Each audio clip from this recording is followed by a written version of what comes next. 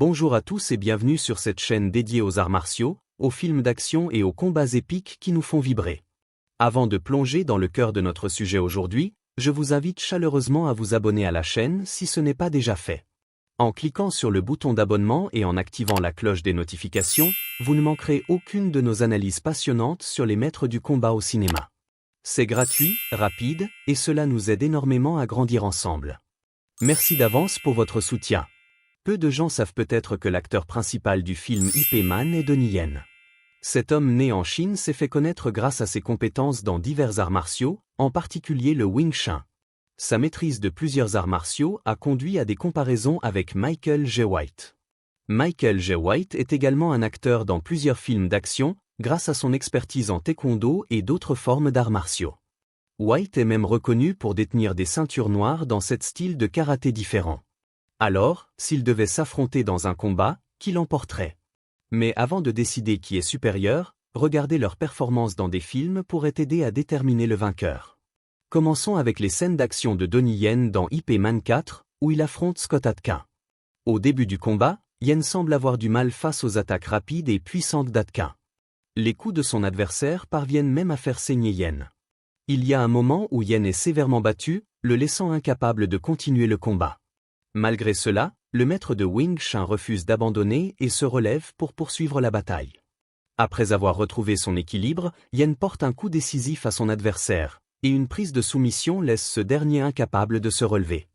Donnie Yen a également affronté un maître de karaté détenteur d'une ceinture noire. Va-t-il remporter le combat? De manière impressionnante, dès le début de la bataille, Yen déchaîne rapidement une série de coups de poing rapides, faisant immédiatement ressentir la douleur à son adversaire. De plus, avec sa technique de Tesso éblouissante mais létale, Yen parvient à mettre une pression immense sur le maître de karaté.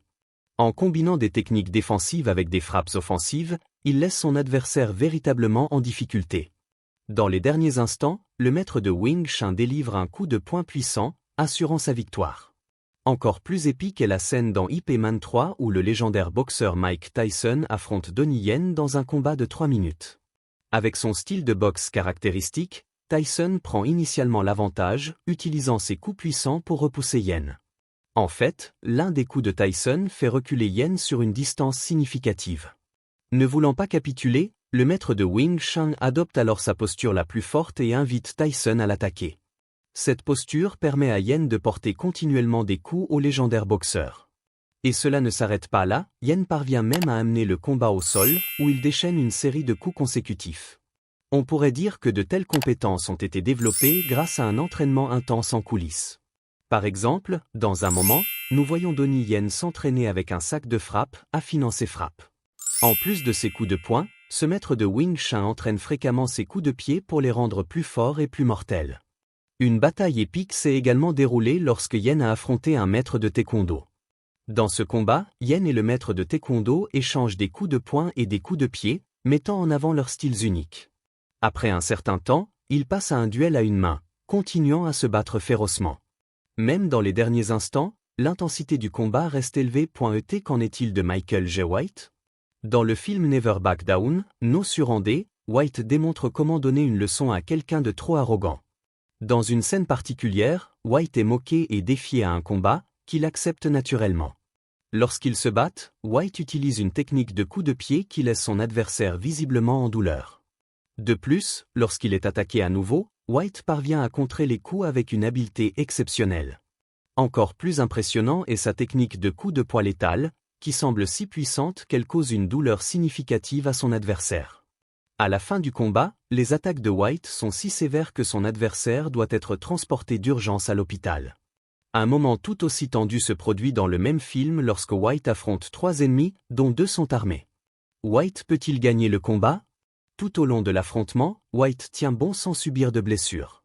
Ce qui est encore plus impressionnant, c'est que malgré les attaques simultanées de plusieurs adversaires, White parvient à riposter férocement. Finalement, il vainc 2 de ses adversaires, ne laissant que le samouraï. Initialement, le samouraï a l'avantage grâce à son arme, qui blesse gravement White. Cependant, à la fin, White triomphe en portant un coup dévastateur à l'aide de 2 tuyaux métalliques. White a également combattu professionnellement dans le ring dans l'un de ses films. Peut-il vraiment gagner le match? Dans les premiers instants, les deux combattants semblent pleins d'énergie, échangeant des coups dans leurs efforts pour remporter la victoire. Peu après, White parvient à acculer son adversaire, lui faisant perdre l'équilibre et la conscience de son environnement. Malheureusement, quelques minutes plus tard, White commet une erreur, ce qui entraîne la capture de sa jambe dans une prise douloureuse. Malgré ce revers, White parvient à renverser la situation, mettant finalement son adversaire KO. Dans un autre film, White démontre à nouveau ses compétences, cette fois en affrontant un homme en costume. Au début du combat, il est clair que les deux combattants ont des capacités comparables. Cependant, peu après, l'homme en costume est dépassé, permettant à White de déchaîner facilement ses attaques. Enfin, un coup de pied rotatif puissant envoie son adversaire s'écraser au sol. Alors, avec toutes les scènes précédentes en tête, qui est le plus grand? Certains experts suggèrent que White et Yen ont chacun leurs propres forces et faiblesses. White est connu pour ses frappes puissantes, tandis que Yen mise sur ses attaques rapides et précises. Néanmoins, certains experts concluent que White l'emporterait probablement dans un combat contre Yen. Cette conclusion est basée sur la puissance de frappe de White, qui varie entre 220 et 230 livres, alors que les coups de Yen génèrent environ 165 livres de force. Maintenant, pour étendre cette narration et plonger plus profondément dans l'univers fascinant de ces deux légendes des arts martiaux, explorons d'abord l'histoire de Donnie Yen. Né le 27 juillet 1963 à Guangzhou, en Chine, Donnie Yen, de son vrai nom Yen Jidan, a grandi dans une famille imprégnée de culture martiale. Sa mère, Bo Sim Mark, était une maître en tai chi et une experte en arts martiaux internes, tandis que son père était un violoniste et un éditeur de journaux. À l'âge de 2 ans, sa famille émigre à Hong Kong, puis à Boston aux États-Unis quand il a 11 ans. C'est dans cette ville américaine que Yen commence sérieusement son entraînement en arts martiaux, influencé par sa mère qui ouvre une école de Wing Chun. Mais l'adolescence de Yen est turbulente, il fréquente des gangs et se bat souvent dans les rues, ce qui affine ses compétences pratiques bien au-delà des dojos traditionnels. À 16 ans, ses parents l'envoient en Chine pour étudier au Beijing Wushu Team, où il s'entraîne aux côtés de futures stars comme Jet Li. Cette période marque un tournant, transformant son énergie rebelle en une discipline rigoureuse. Yen maîtrise non seulement le Wing Chun, mais aussi le Wushu, le Taekwondo, le kickboxing, et même des éléments de MMA, ce qui lui donne une polyvalence rare. Son entrée dans le cinéma se fait en 1984 avec le film Drunken Tai Chi, mais c'est avec Once Upon a Time in China 2 en 1992, où il affronte Jet Li, que sa carrière explose. La série Ip Man, lancée en 2008, le propulse au rang de superstar international, incarnant le maître de Bruce Lee avec une authenticité qui captive le monde. Chaque film de la saga met en lumière non seulement ses prouesses physiques, mais aussi sa capacité à transmettre l'essence philosophique du Wing Chun, économie de mouvement, efficacité maximale, et une défense qui se transforme en attaque fulgurante. Prenons le temps d'analyser plus en détail la scène contre Scott Adkin dans Ip Man 4. Adkin, connu pour son rôle dans des films comme Undisputed, incarne un sergent de l'armée américaine arrogant, représentant le clash culturel entre l'Orient et l'Occident. Le combat commence avec Adkin dominant par sa taille et sa force brute, ses coups de karaté et de boxe occidentale faisant saigner Yen. Mais c'est ici que la magie du Wing Chun opère, Yen utilise des blocages proches du corps, des redirections d'énergie et des contre-attaques précises. Quand il se relève après avoir été mis au tapis, c'est un symbole de résilience, inspiré de la vie réelle d'Ip Man qui a surmonté de nombreuses adversités. La prise de soumission finale, une clé de bras, montre comment Yen intègre des éléments de jujitsu à son style, rendant le combat non seulement spectaculaire mais aussi éducatif pour les fans d'arts martiaux. Cette scène a été chorégraphiée par Yen lui-même, qui est aussi un chorégraphe renommé, ayant travaillé sur des films comme Rogue One où il joue Shiru Imu, un guerrier aveugle maître du bâton. Passons maintenant à son affrontement avec le maître de karaté. Ce duel, tiré d'un autre film, met en valeur la supériorité du Wing Chun face à des styles plus rigides. Les coups rapides de Yen, inspirés des chaînes de poing, Shisao, désarment l'adversaire dès les premières secondes. La technique de Tesso, une frappe avec les doigts tendus, est particulièrement létale, visant les points vitaux. En combinant défense et offense, Yen illustre le principe yin-yang, absorber l'énergie ennemie pour la retourner contre lui. Cette victoire n'est pas seulement physique, elle représente la victoire de la fluidité sur la rigidité, un thème récurrent dans la filmographie de Yen. La confrontation avec Mike Tyson dans Ip Man 3 est sans doute l'une des plus mémorables. Tyson, ancien champion du monde des poids lourds, apporte une authenticité brute avec ses crochets dévastateurs. Le combat est limité à 3 minutes, ajoutant une tension chronométrée. Yen, plus petit et plus léger, utilise sa vitesse pour esquiver et contre-attaquer, transformant la puissance de Tyson en vulnérabilité. Quand il adopte la posture du Wing Chun, les mains en avant, c'est une invitation stratégique qui permet des enchaînements rapides. Amener le fight au sol montre l'évolution de Yen vers un style hybride, influencé par le MMA moderne. Tyson a lui-même loué Yen pour son réalisme, affirmant que le combat était plus dur que prévu. Cette scène a boosté la popularité de la saga, attirant des fans de boxe vers les arts martiaux chinois. L'entraînement de Yen est légendaire. À 60 ans passés, il maintient une routine quotidienne incluant des heures sur le sac de frappe pour perfectionner ses punchs, et des drills de kick pour développer puissance et précision. Il incorpore aussi du yoga et de la méditation pour l'équilibre mental, essentiel dans les arts martiaux. Ses coups de pied, souvent sous-estimés, sont inspirés du taekwondo qu'il a pratiqué jeune, les rendant mortels en combinaison avec le Wing Chun. Contre le maître de taekwondo, le combat évolue d'un échange équilibré à un duel à une main, testant l'endurance et la créativité. Les styles contrastent, les kicks hauts et acrobatiques du taekwondo contre les attaques courtes et directes de Yen. L'intensité finale souligne comment Yen adapte son art à n'importe quel opposant, une marque de grand maître.